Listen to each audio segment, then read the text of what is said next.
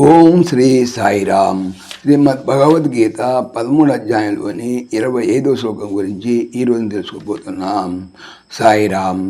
భగవానుడు గత శ్లోకములో ఎవడు ఈ ప్రకారముగా పురుషుని గుణములతో కూడినటువంటి ప్రకృతిని తెలుసుకుంటున్నాడో అతడు ఏ విధముగా ఉన్నప్పటికీ మరలా జన్మింపడు అన్నారు.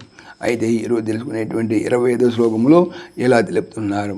ధ్యానేనాత్మని పశ్యంతి కేచిదాత్మానమాత్మానాం అన్యే సాంఖ్యేన యోగేన కర్మయోగేన చాపరే.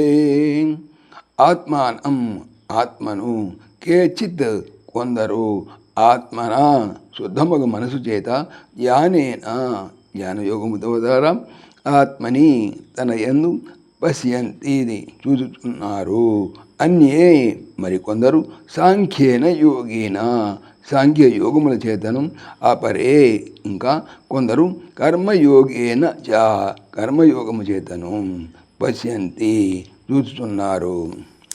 ఆత్మను కొందరు శుద్ధమగు మనసు చే ధ్యానయోగము ద్వారా తన ఎందుకు కాంచుతున్నారు. అట్లే మరికొందరు సాంఖ్యయోగము చేతను, ఇంకా కొందరు కర్మయోగము చేతను చూచుతున్నారు. జనులు వారి వారి అంతఃకరణము అనుసరించి భిన్న భిన్న సంస్కారములు కలిగి ఉందరు.